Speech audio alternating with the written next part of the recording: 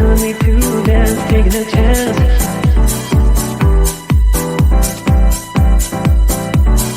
Telling me to dance, taking a chance.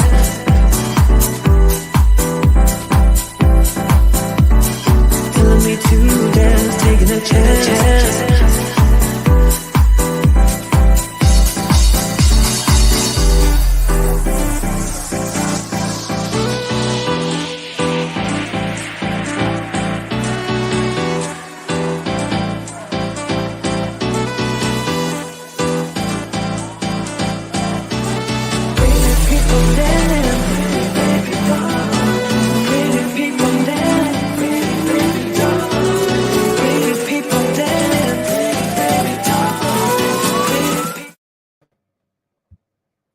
Hey, welcome, Fearless. It's another Tactical Tuesday, and lots of messages over the last week and lots of discussions going on about last week's CMHC info. Today is part 2. Yes, it's more the nitty gritty. It's more the, programs, initiatives, what's available, all kind of more detail oriented rather than, what's the big picture. So pretty excited to have Sandie back on. I know lots of you guys just loved her presenting style and all that kind of stuff, the information. So get your seatbelts on, a little bit more nitty gritty today. So we're going to just couple quick things run through. So we're going to save the questions for at the end. So we're going to try and keep a flow of the information coming through. Please feel free to put your questions in or write them down. We will have time at the end for questions, but we're going to try and keep kind of a flow of the presentation so that we don't get too wrapped up in any one thing. So also at the end, we will have a little clarity bundle for you. So Sandie has graciously supplied this really awesome document that just kind of shows us really clearly some of the stuff that we need to know in accessing these programs, because there are a lot of them. So stick around for that for sure. And say where you're from, guys. This is a national program that Sandie works with. So this is, there we go. Sean's from Whitby. Perfect. The Flomo. Perfect, Ryan. I like it. Okay, another Whitby. There we go. Chris. Hey, Chris. Mississauga, Cape Breton. Awesome. Edmonton. Looking forward to this all week. Hey, Karina. Yeah, it's lots of good stuff. And just so you know, we are figuring out how we're going to kind of triage if there are questions. So we will have a reach out for you. We will have a way for you to do that, but we want to get the information out there first and see what we need to do from there to get everyone all the information, all the programs, all the contacts that they need. Alrighty, St. Albert, Ottawa. Hey, Sylvie. Sylvie, there's some awesome programs for already existing housing and turning them and keeping them at that affordable level, and the programs and incentives to do that and how to make it still profitable. So I was thinking about you guys actually. So anyways, Montreal, awesome. Hey, Craig and Lisa. Okay, so guys, let's bring Sandie on. We again feel free to put your questions in. We might just have to keep them till the end, and you might have to remind me what they are if I don't get them all down. But we're gonna get rolling because we got lots of information to get through. So hey, Sandie. Hey, how are you? Great. Excited. Everyone's excited to get you back. Oh, okay. Well, hopefully we don't disappoint here. I was working right up to the wire, as you know, trying to make sure that I anticipated as many of the questions and needs that you guys might have and figuring it out. I know it's not the format you typically do by having a bit of a presentation, but because there's a lot of information, I think it's probably easiest if we kind of do some slide sharing and I'll talk a bit about programs. And then I know there'll be lots of time at the end. I didn't overwhelm the presentation, so I know that there'll be time for some questions and some engagement and to have that chit chat afterwards. So I'm joining from Edmonton. I just had somebody say, "Hey, you look familiar." Hopefully that was from last week, or maybe it's from real life. You never know. Like back when we were. It's Ryan, and you can just pretty much ignore half of what Ryan says because he's rarely serious, although he is in St. John, New Brunswick, and he's doing some crazy great stuff with bringing some of these really old buildings, really old area, and bringing them up to the beautiful standard for rentals. So I have a feeling, yeah, he's going to be part of our little program here. But anyways, Awesome. So I'm okay, just gonna mess up that I'm gonna let you drive slides. So if it seems a bit clunky, guys, it's just because I'm gonna ask Tiff to hit forward for me so that I can consult notes when I need to. But yes, let me just get my branding stuff out of the way here so that we can actually thank you. see. I appreciate that, because There. some of my slides are heavy and they go the whole thing. So I appreciate you doing that. Yeah, no problem. Yeah. So as I mentioned, today we're going to talk about some programs. And this came from a conversation you and I had where you said that, you might be familiar with some of our mortgage insurance programs, but you didn't know what the National Housing Strategy was. And we really wanted to make sure that we gave you a little bit of what is the National Housing Strategy. So last time we set that stage by talking about why do we talk about affordability? Why is it important? Talking about the fact that, almost 2 million Canadians are living in core housing need and what that looks like, and defining affordability, and having some of those really great conversations with you guys. So today we're going to talk about how we seek to solve some of these challenges as a national crown corporation, an arm of the government, and see what we can do. So yeah, which is awesome. So let me ask, guys, of you that are on, there's just over 60 of you on right now at this point. It will grow as we're on longer. How many of you guys have heard of the National Housing Strategy that CMHC is implementing? It's a massive program, $70 billion program. Is that right? Yeah.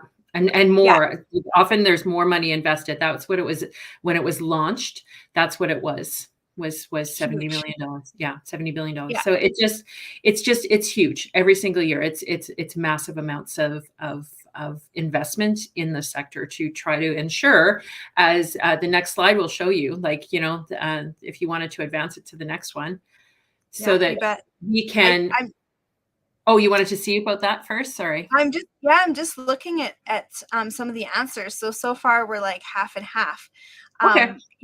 But interesting, that this is something that we absolutely can be taking part in as small investors, and yet, about half, more, it's looking at like more than half have never heard of it.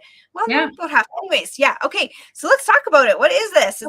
So in 2017, we launched Canada's first ever national housing strategy. It surprised me that it didn't exist before that, but 2017. So that's like 5 years ago, because it was November, and it's called A Place to Call Home. And we launched it as a suite of products and services and research and innovation to help us achieve this big goal. So we also have a big, hairy, audacious goal that by 2030, everyone in Canada will have a home that they can afford and that meets their needs. And so that's what we're looking at as trying to achieve. So next slide. The National Housing Strategy is more than just a roof over our heads. It's also meant to include people and communities and partnerships. And you're going to hear that word partnerships a lot, because this vision is more than just that. So a lot of what we're going to talk about is we're going to see the National Housing Strategy as a toolkit. So it's not necessarily a program in itself. It's a toolkit with a whole bunch of complementary initiatives. As I mentioned, we have those research sides that we do, and solutions labs and different programs that we fund through even some other agencies and organizations.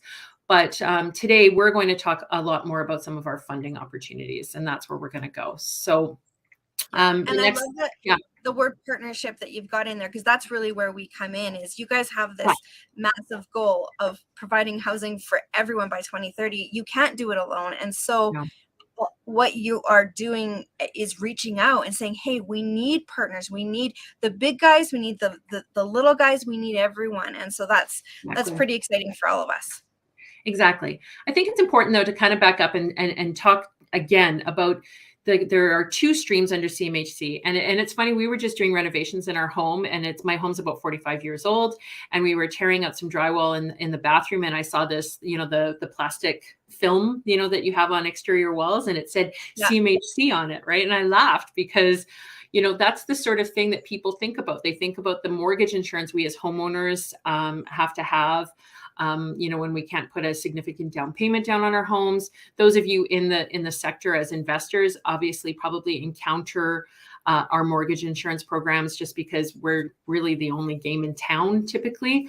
But we also, so that's the left side. So that's one side of CMHC. That's actually where we make our money, that help offset the other programs, to be honest, right? That also are invested through government as well. And so on the left side, the mortgage loan insurance, we're not the lenders. So you're going to hear that a lot. We are not the lender. So we just sometimes, there's a whole branch that I don't work in that talk about how those programs are implemented and work with the financial institutions and the regulators to get those off the ground.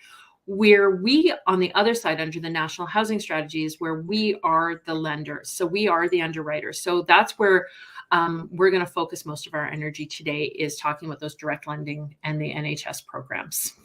Okay, so let me really clarify this, because this is a huge point in being able to access the different parts of CMHC. So there is, guys, we've heard of MLI Select, and we've heard of the predecessors to that and all of that kind of stuff. Okay, we're familiar with those lending products. That's who you're going to talk to your mortgage broker about. If you need a mortgage broker to talk to about details on that, we can certainly provide you one.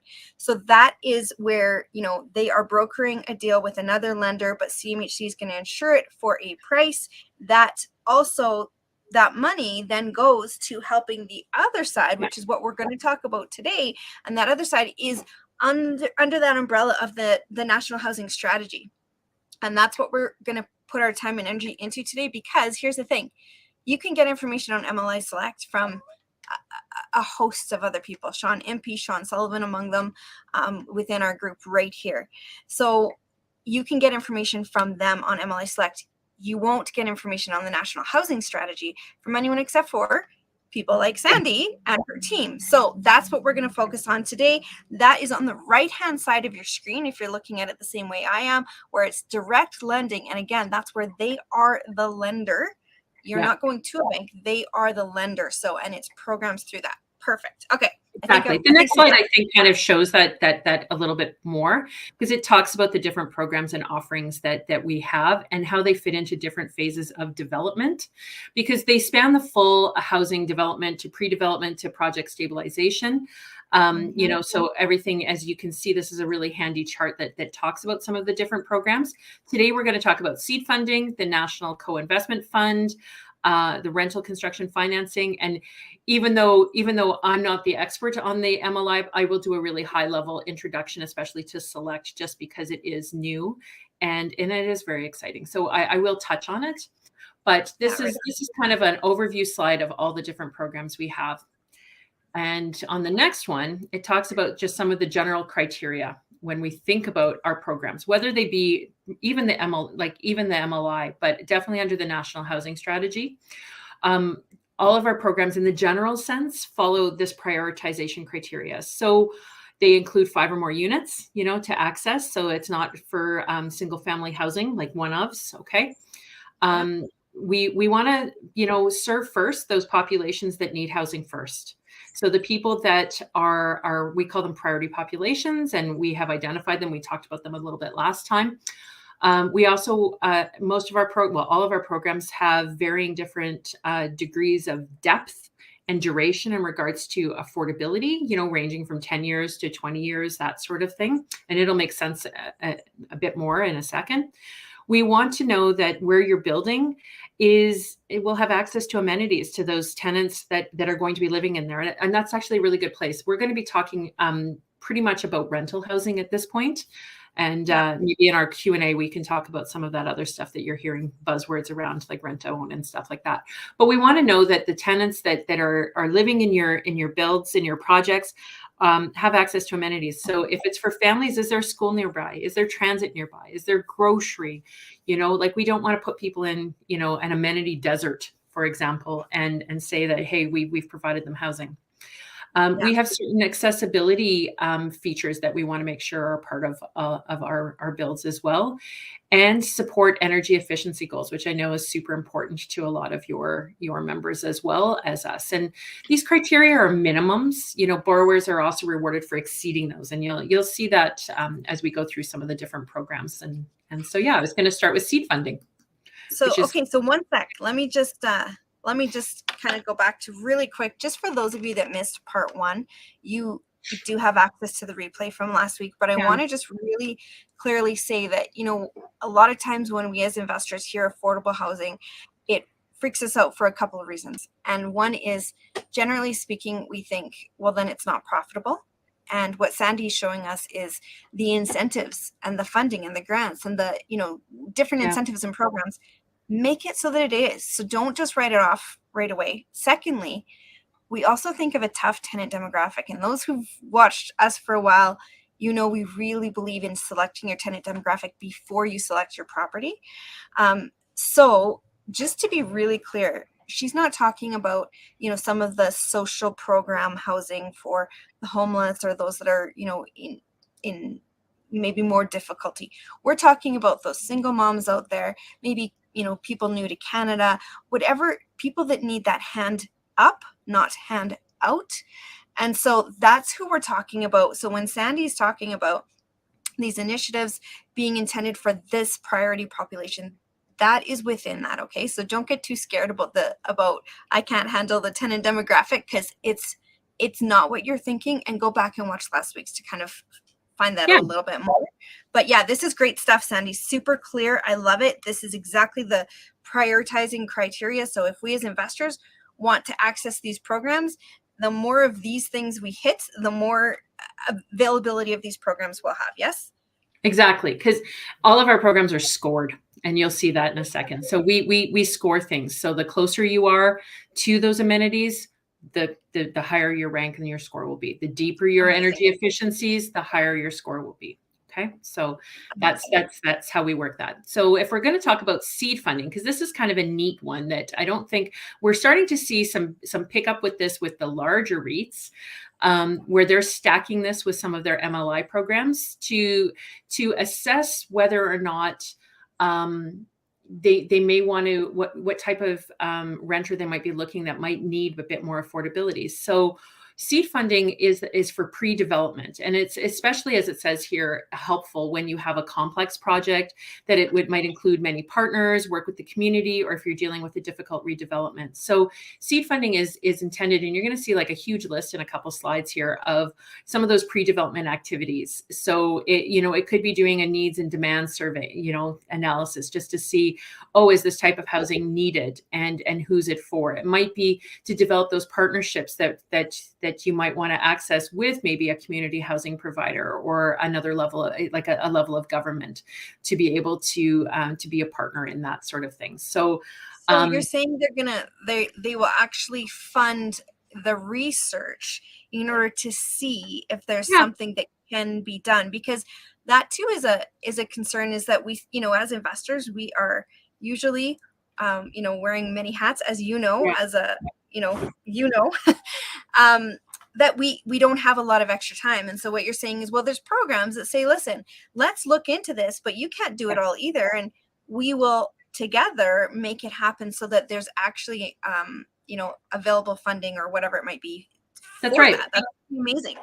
That's right. Because there can be a combination. If you go to the next slide, you'll see of between a loan and a contribution of up to $500,000 per project. So that's a significant investment and can really reduce per door costs when you're thinking about, how am I going to partner with that group that maybe supports people with disabilities and rent them a block of units in my build, right? So that so some of those planning costs. It also works now too for when there are units, that existing affordable units that are at risk of being lost. So you can use it for some repair and renovations to, like, maybe fund the building condition assessment or things like that. So the combination of loan and contribution is determined when you apply. We typically want to see, for applications for seed, we want to see land, and a general, like, you can't just come in with like a complete, just an idea. Like, it has to be a little more formed than that. But those are the conversations I have with you before I put you with one of our application specialists. And then we determine what is the best complement. And the contribution will vary depending on who's applying. So we have a scale based on, so the nonprofit sector can apply for a higher percentage of the approved funding, but as the private sector, you can apply for up to 15% of the approved funding to a maximum of $75,000. And we see these approved. Like, this isn't something like, if you've got a viable project, I know I have for-profit developers that are using this. If you decide to get into partnership, and I'll entice you in the next program a little bit more with partnership, and maybe you do your funding complement, like your partnership agreement, where maybe the nonprofit is in the 51% and you guys are in a lesser, level of the partnership, up to 40% of the approved funding could be accessed, in contributions. So we definitely prioritize, I won't lie, we definitely prioritize nonprofits, Indigenous groups, co-ops, and even municipalities and things like that. But we do still recognize that the private sector is a big player in this. Okay, so to me, this is like, I'm just looking at this slide right now, and non-repayable contribution of up to 150, interest-free loan of up to. So this is free money. Could be, yeah. As long as it fits some of the things that we've already talked about, some of these things, all of them, some of them, whatever it might be, a combination of them. But the overall thought is, now we can see as investors that if we have interest-free loans versus, loans obviously that we're paying interest on, if we have, grant money, non-repayable contributions, grant money, basically, for some of the down payment, we're no longer paying a private lender on, or paying whatever it might be that we're doing. We can see how those numbers could change. And what I hope to do after this is actually create a case study to be able to show the comparison. Exactly. But you guys, you can see how when there's these programs out there, now all of a sudden becoming an affordable landlord, and not all of it, just in even some of your units, becomes a lot more doable when you realize that there's all these incentives. So if we ran the numbers and then said, okay, now you want me to offer 30% off of the rents, well, it doesn't make sense to us. But when we run the numbers looking at all these extra perks, it actually does make sense in a lot of ways. And so now we can start, opening our mind to these possibilities. So pretty darn exciting, right? Game changer. I know, really. Exactly. And I mean, you can see on the next slide that there's like the eligible activities run the gamut. Like it's everything. I'm not going to list them, but it's everything from, doing your energy analysis to business plans, to those articles of incorporation if you are entering into a partnership or like a joint venture, that sort of thing. So there's a lot that you can do with that. So seed funding is what we call it. It's like our phase one pre-construction costs, and so this isn't something like this is, you want to start thinking about your projects well ahead so that we can get these advancing. As we start moving to the next product that I wanted to talk to you about, the National Housing Co-Investment Fund, you'll see that you can layer in some of those activities to help you access this particular program. Like, so you could be really targeted with some of the activities that you undertake under seed in that pre-development in order to help your success with this program. Because this is the flagship program. And it provides low-cost loans and financial contributions to attract those partnerships and investments. And it has two streams. So there's the new construction, obviously, of new affordable housing stock, but it also has a repair and renewal of existing community and affordable housing to make them more sustainable from that, like, community, financial, and environmental perspective. And we're significantly invested in the idea of that repair and renewal of existing stock. So if you wanted to consider, like purchasing, like, I know like different provinces have different mandates around divesting themselves of their publicly held stock. Like, I know in my province of Alberta right now, that's a hot topic, is what's going to be happening. And there's going to be a lot of housing that's going to go on the market. And how do we make that something that you might want to invest in, is by saying, well, maybe if these units need some repairs and renewals, I can access the co-investment fund repair and renewal stream to help finance that, because we want to keep those units. So it's not just about the new units added. We would be useless if we didn't maintain. Like, we have to maintain what we have and add new. So it's a twofold project. So that's what we're working The next slide kind of talks about some of those, like who and what type of project. Again, I'm not going to list everything here, but you can again see on the left-hand side, like you can see that you're represented there with the private entrepreneurs, builders, and developers, and also partnerships of any combination on that side are really, really the goal here. And projects can run, again, on the other side of what it could look like. Mm-hmm. So let's talk about that a little bit, just because I know that is, I've saw a couple questions now, but I also know that that's a little bit, so we use partnerships in a different, not different actually, but in a connotation of, let's say, I wanted to buy a property and I come to you, Sandie, and I'm like, hey, there's this great property for, we can cash flow $500 a month, let's say. And you go, I don't know anything about real estate investing. I don't even know how to run those numbers. And I hate being a landlord. So I come to you and say, well, that's what I'm here for. I'll manage it. I'll do all the work. You put in the money and we'll split profits. So that's what we go into as joint venture partnerships. Yeah. What you're saying is that you guys also like partnerships, and there's many different mixes of how that can look, guys. So I saw a question of, is this a joint venture partnership or a partnership with community organizations? This slide here, guys, take a picture of it. Yeah. Lots of mix, right? Like this can be, you can be partnering with a municipality, you can be partnering with a nonprofit, you can be partnering with a builder. Yeah. Indigenous, you can be partnering with, maybe you're the nonprofit has the people that need the housing, then you're the developer builder, or maybe you operate it and manage it after, or maybe you do both of those things. There's different ways that you can do it, and all of these opportunities are a way to partner, a segment of.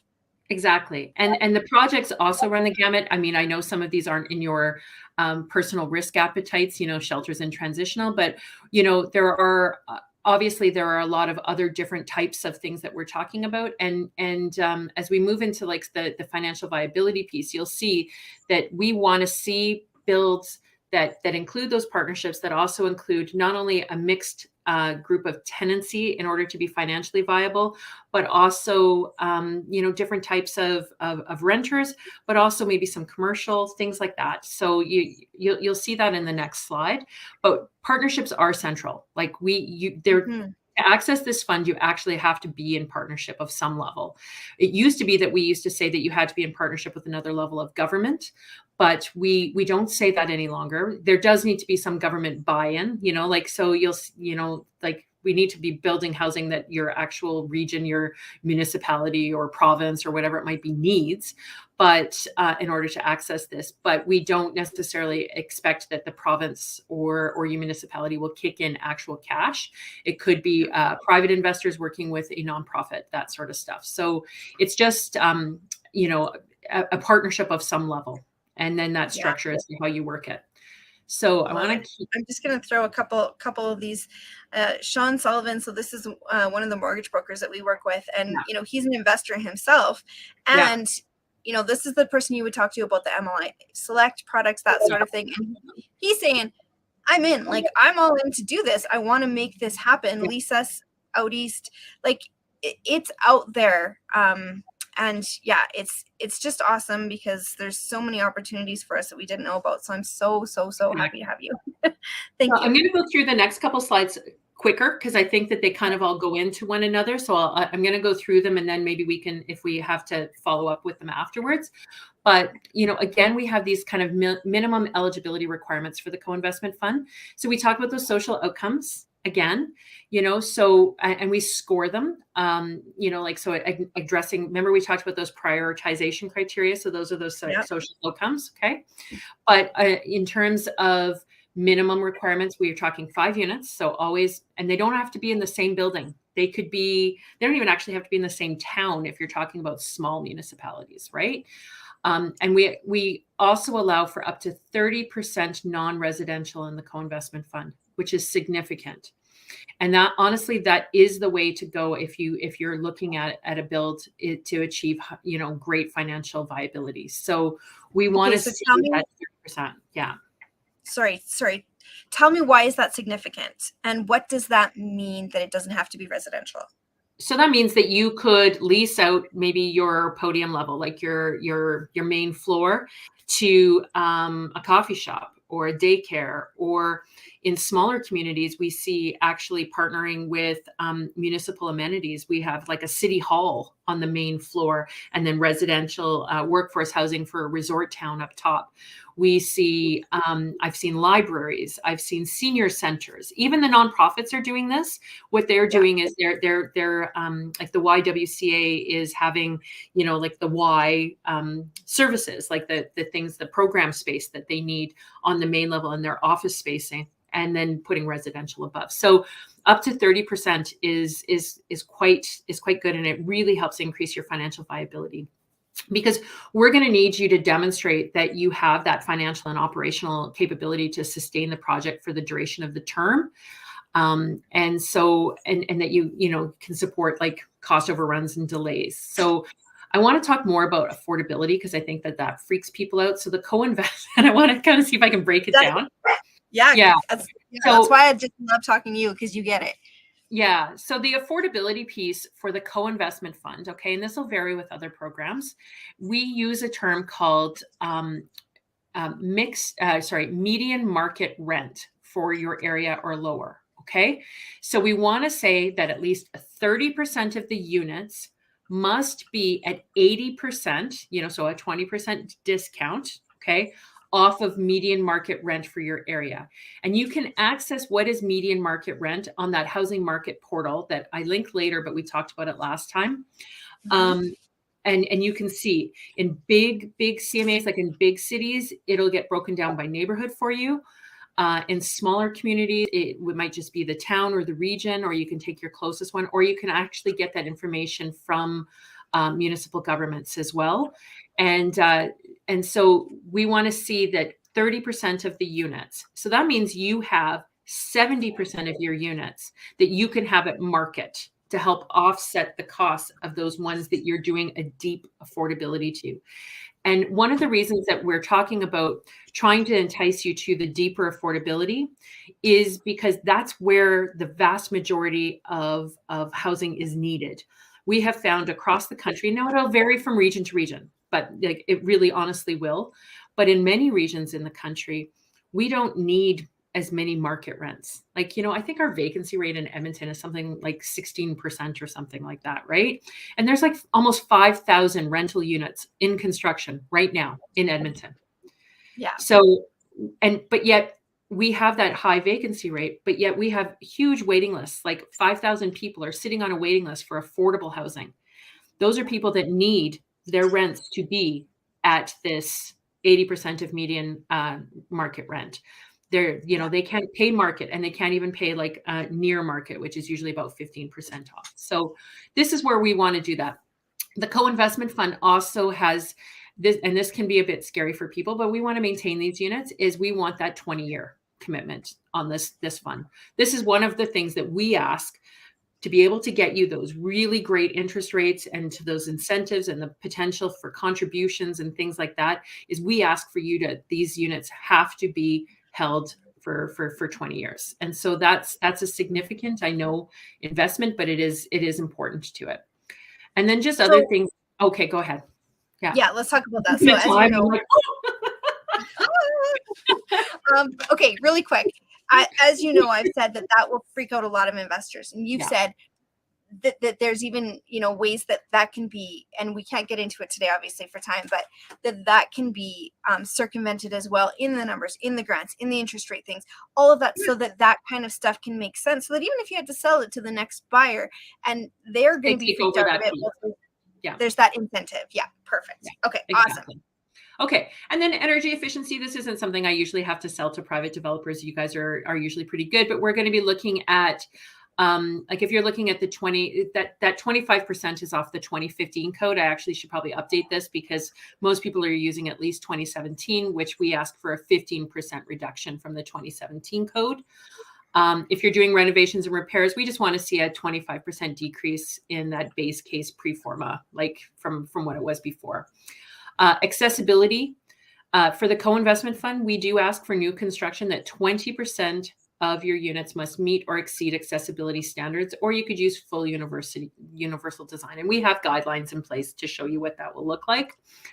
And so just to be really clear, accessibility, when we're talking about that, it's so that those units can be accessed by people with disabilities, wheelchair, wider doors, that sort of thing. Yeah, that sort of stuff. Simple. And obviously, if you want to do universal design, we'll be like really stoked. So I don't know what that is. So universal design is like, it's like a base pro forma that's actually, you might want to consider having somebody come in and do a presentation to you on universal design, because it removes some of the barriers and access. It doesn't mean that things have to be 100% accessible, like with bars and stuff, but that it can be easily changed to include those things when needed, but that you've put some thought into things like, paint colors and widening of doorways and making, your buildings visitable and also have the potential to become accessible. I love it. Okay. So yeah, that's a whole other presentation. So yeah, I like it. Yeah. So on the next slide, you can see it again. We're talking about a combination of repayable loans and or forgivable loans, depending on the needs of the project and that level of achievement, because you are scored on those. Okay. So, but the repayable loans are on 10-year terms with a fixed interest rate that's locked in at the first advance. It's usually like better than what you're going to get at a bank, like quite a bit. We don't quote them at this point, but like they're low, like they're quite good. You can get up to. Again, let's just stop and say, remember, this is when CMHC is not insuring the mortgage. They are. We are your lender. Yeah. And because we are a large scale lender, we can offer those kind of discounts. When you're meeting our needs, we scratch your back, you scratch our back kind of thing, right?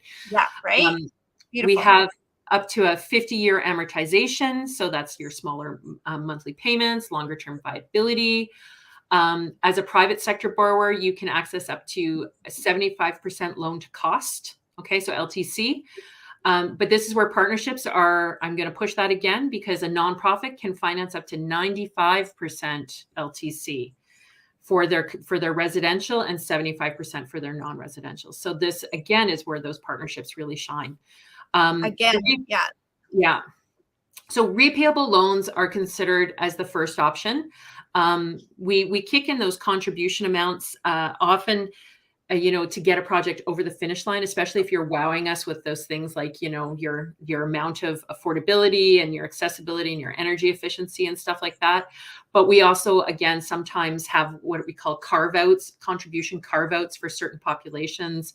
I think a few weeks ago, the minister announced some incentives for Black Canadian households, like providing housing for Black Canadians. And I don't know the program particulars of that yet. It's coming in the next few weeks. It'll be announced. Mm-hmm. But from time to time, we have certain carve-outs that support particular groups or shelter initiatives and things like that. So and let me just say too, one thing we've talked about in the last few weeks too was that even for minority population as investors, developers, builders, there are, so if you are of minority population and you want to be a developer or a builder or whatever, you can access more funding than maybe someone else could, because they want to push for this inclusiveness. And so again, another beautiful program that we didn't know existed that we could be taking advantage of, some of us. Exactly. We've identified some populations, especially like for Black Canadian households and to builders and developers. So specifically, if you do fall into that category, keep me in mind, and that's something that we can talk about as well. Beautiful. So sorry, okay. Can I just ask you one question? Yeah, you're never going to get through this deck. You know that, right? Like, so I should just let you go. I just want to get this one question, because I've seen it 4 times now, and so I feel like if it might be a mind block. Is the land cost included in these calculations? Yeah. Yes. Okay. Good. Perfect. Yeah. Moving on. And you'll see that in a second. Yeah. Because by the time you're doing a co-investment application, obviously you have your land, you probably have permits. Like, looking at these requirements, these are the things. I'm not going to go through them, but like you have all these sorts of requirements, like fit.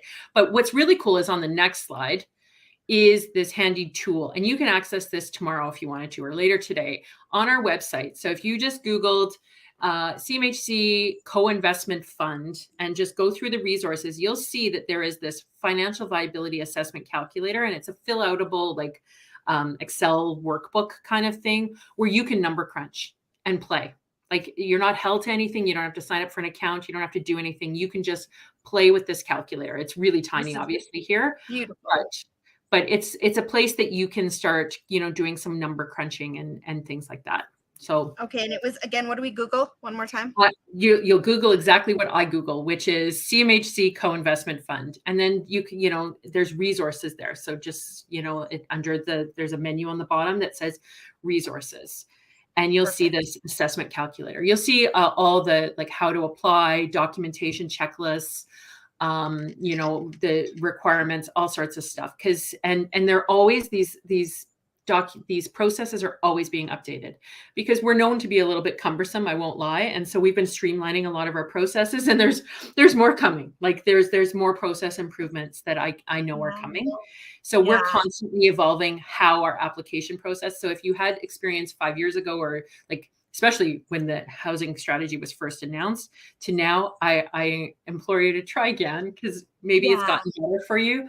And we're constantly trying to update and make those things better. Amazing.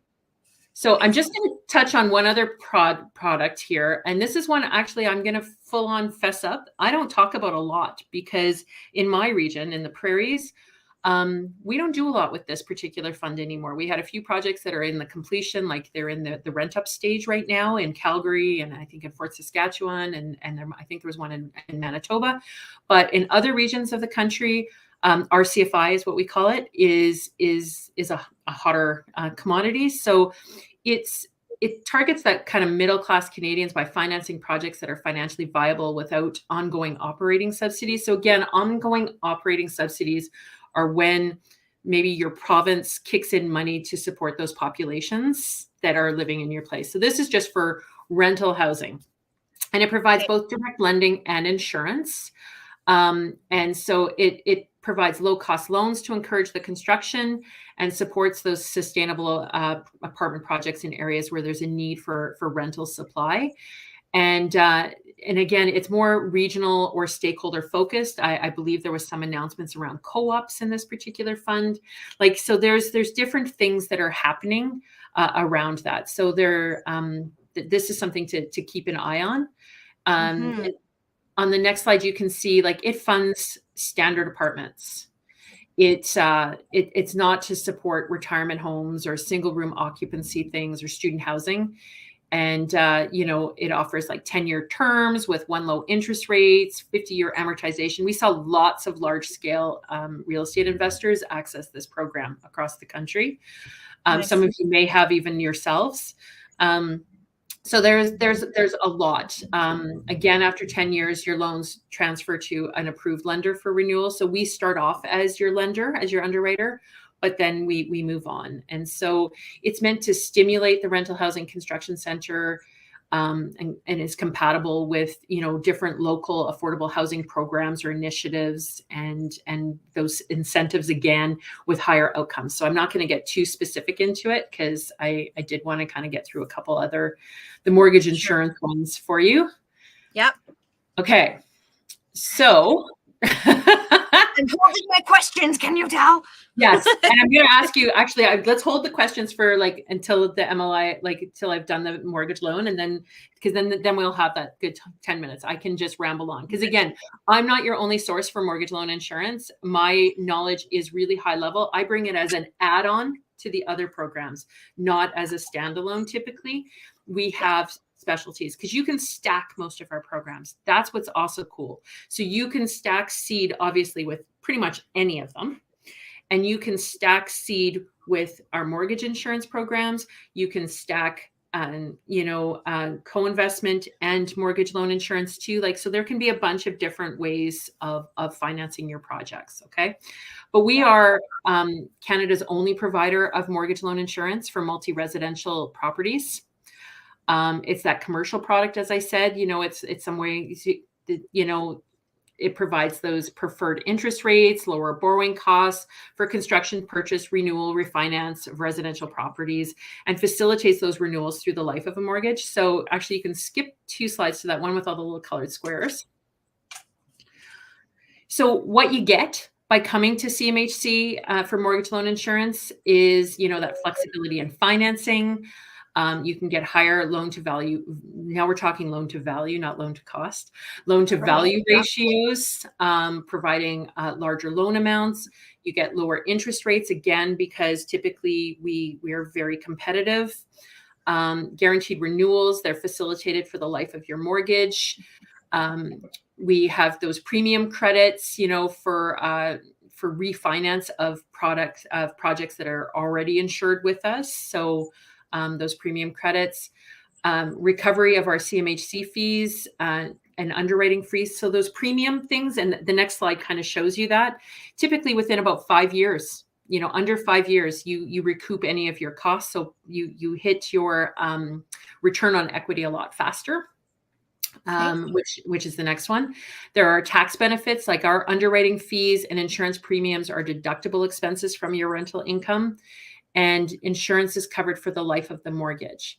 So I brought this next slide, not that I can sit here and parse through and explain it, but because you're going to get this deck and you probably understand this 1,000 times better than I do. But I had this shown to me recently at a presentation, and I thought, okay, that makes sense. But it's showing that even when you take out a higher loan to value mortgage, and you think, oh, I'm going to have to pay higher premiums and higher fees and things like that, you actually return your return on equity comes at a greater rate and it's achieved higher. So I don't think people always see that. And so I thought this was a neat slide to kind of show you. Yeah, awesome. Okay, and so we have straight mortgage loan insurance, and then we have what is called Mortgage Loan Insurance Select, which was just recently, it's a new designed product. It was replacing, some of you might be familiar with MLI Flex.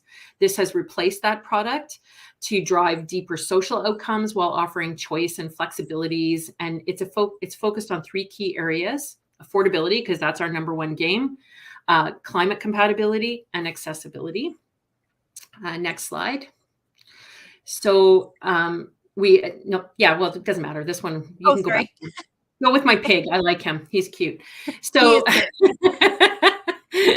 so you have the option of choosing, just affordability, just climate change, stacking affordability and climatability, and using accessibility to get you over the hump into the next incentive. You could do all 3. So the more significant the commitment, the more flexibilities that are available. And this choice offering is designed to maximize your outcomes with balancing fiscal realities and challenges that you may have in different markets and as such. So it has this point system. And these incentives are available for both new construction and that purchase or refinance. And again, just to reinforce, the more committed you are to these outcomes, the better the incentives. So what does that look like? So looking at, this is new construction. These charts, as well as all this information, can be found by just literally Googling MLI Select, and they have these charts and they're print-outable. Okay, nice. So I've just copied, I've just screen capped them and inserted them. And I just did the new construction. Okay, so remember last time I talked about with co-investment that we were using a calculation called median market rent. Right, where 30% of the units need to be at 80% of median market rent for that area. For MLI Select, we use a different calculator. We use one called median renter income, so the MRI, okay? Because we found in our research that it was more representative of the income profile of Canadians living in rental units, roughly representing the upper income level where core housing needs tend to occur. So those people riding the cusp. So those ones that are at the greatest risk of experiencing being underhoused, paying too much for their rent, or living in substandard housing, right? Yep. So we found that by using median renter income for this calculation, we're able to increase the number of affordable units for those in greatest need. So nationally, the MRI is about 40 to 50,000. Okay. It'll depend, in some regions, Alberta has a higher MRI than the national average. We're sitting in our two main cities in around that 67 to 68,000. Okay. But large cities like Toronto, like different regions of Toronto and Vancouver are well within this 40 to 50. So that gives you some calculations. As you can see by this affordability kind of chart, you can see the buy-in is as low as 10% of the units. So whereas we saw 30% in co-investment, this could be as low as 10% of the units. And the time commitment is 10 years compared to that 20 years, right? So the buy-in, and for that, you would get 50 points. Okay. So in regions where higher vacancy rates and higher than average MRI, like I keep talking about in Alberta, we also might want to consider deepening some of these, and you can do that because you have the ability and flexibility, because rents are, you take what your the appetite in your region is, and you can find out what that median renter income is on that website as well. Okay, so nice. In regards to climate, obviously this is a huge priority for both the Government of Canada and CMHC. And we just hired our first Chief Climate Officer. And so climate commitments are included in this product. And we're getting a lot of pickup on this from especially the real estate developers like yourself, who are very interested in also building green. And so so you'll see here that we're asking for, I believe it's a minimum of 20% better than the 2017. So in co-investment, this is actually where it exceeds what we were asking for in co-investment, which was 15% off 2017. So that's what we're looking at. And again, for purchase or refinance, it's a reduction based on the base case. So you'll see that is in there. And then accessibility, I'm not going to get too far into that, but again, this is a place to lower. You obviously, you won't meet any really great scoring outcomes that you're going to see by just doing accessibility, but it's a great place to get you over that hump and into the next incentive. So what does that look like? Next slide. Scoring. So what does that look like? Well, it looks like this. Like, it shows you that, you can get those 50 points. And if you did just 50 points, you would have a premium of 2.5%, right? If you wanted to add in where you're going to hit 20% above code, the 2017 code, you'd get another 30 points. So then all of a sudden you're looking at 2% and different loan to costs. So again, this is language you guys speak, and your friend Sean would be able to parse through with you in greater detail. But I had to look up what recourse was. So I'm not your pal. I love it. Yeah. I'm not your pal to go through this, other than saying, like, holy cow, how cool is, I'm really excited about this. And because it is stacked. I think I love the stackability part too, because generally speaking, it's like, I think about, coupons or whatever. It's like, oh no, only one promotion applies, right? But no, here you're saying, hey, if you qualify for all of them, then go for all of them. And that's pretty awesome. Exactly. And so I've only got a couple slides, and then we can open it up to all those kind of questions and ramble through. But and don't worry about time too much. Like, don't, like, okay, if we go over, so we run over a few minutes, that's okay. Okay. Yeah. So the eligible loan, as you can see, I've already talked about that on the next slide, construction, improvements, purchase, refinance, and conversions, so there's lots of different things. And then just finally, I just wanted to kind of give you some idea of knowing your market. And this is your job, right? Like, I know you guys know this, but it did really strike me when I was doing some of the research in my own region. And when I heard that there's, 5,000 units of rental construction underway right now, like currently being built right now. And I'm wondering, like, how many of those are actually like affordable? And not many, not as much as there should be. So we ask, we're going to favor projects where there is the most demand. So, explore looking into things like, talking to your municipality. So when I have a for-profit developer and I have these conversations who say, I want to get in the affordable housing game. And one of the first things I will say to them, so you want to build in Calgary, then, have you talked to the municipality? What kind of data do they have? Because they'll be able to help you access things like, do they have an affordable housing strategy? Are there certain regions of their city or their town that they're looking at increasing supply? They can give you some of that data. They can also, tell you if there's wait lists for certain demographics that you might be interested in supporting, because it's entirely possible that what you think is out there in the market is actually not what's really needed. And unfortunately, then and then I get those calls too. And even from big REITs, okay, like I won't name names, but I had a very, very large real estate investment trust company come to me last year because they were struggling filling units in a market. And because they didn't really consider that where they had built it wasn't where people needed to live. And I don't know why, but they took advantage of probably some construction boom or something like that and built it. And now they have empty units. So, and that to me is one of the most exciting parts of this, is that right now, like you said, in the prairies and stuff, we've got housing, and we've got, people have a place to live if they want it, and they have the incomes to support that. Whereas it's those, different centers like Toronto, maybe Vancouver, whatever, all those centers where pricing, Halifax, gone crazy. And you're saying, well, then think about building in those. And that gives us an opportunity. Let's say that I want to invest in my backyard, but I live in Toronto. Well, this now opens a new opportunity for me to explore, to be able to do that. Whereas in Edmonton, I can just invest as a normal conventional investor and I'm going to be fine. Exactly.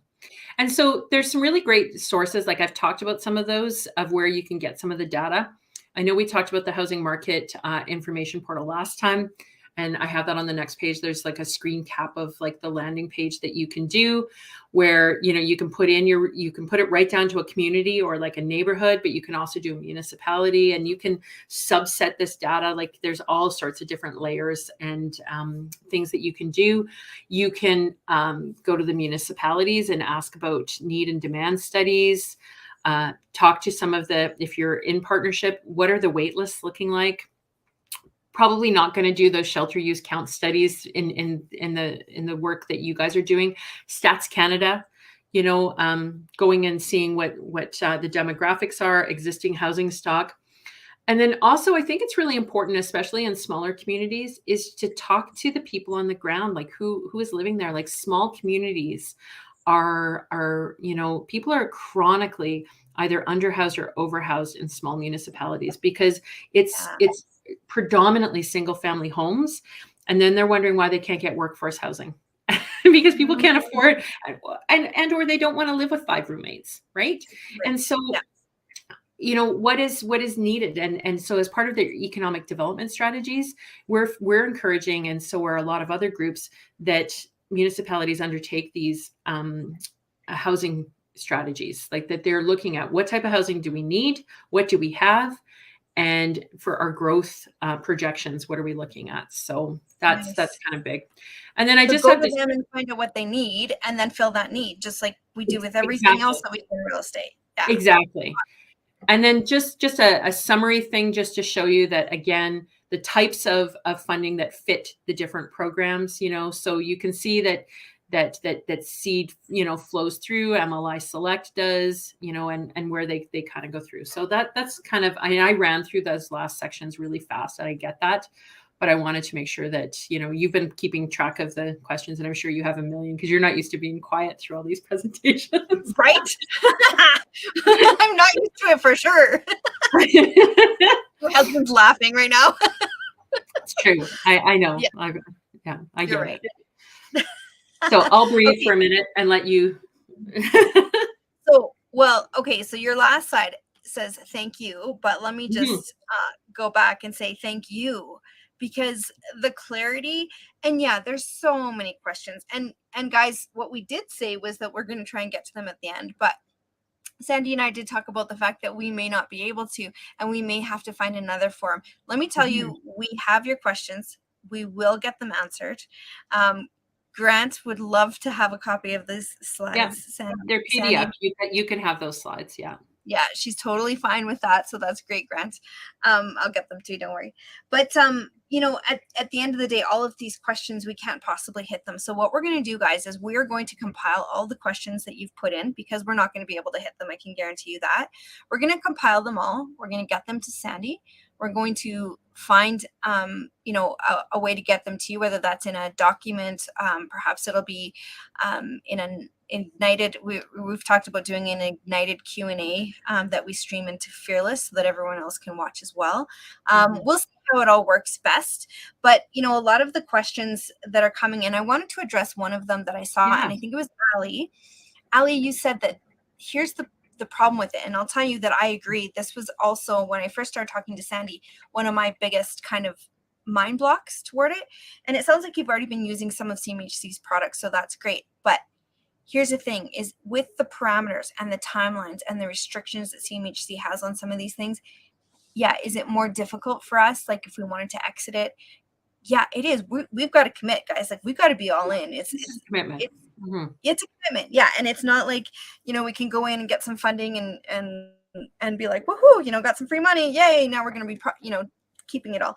This is a social project. However, what I will say is that in talking to Sandie in more depth, again, that we can't get into, they're definitely aware of this. And it sounds like there are things coming that are going to kind of deal with some of the red tape around it, some of the timelines, commitments, that sort of thing, just so that, and it might not be in, oh, well, there's forgiveness. Well, that would probably not make sense, but they're definitely, and I don't know if you guys can tell, but I've been in real estate for 18 years.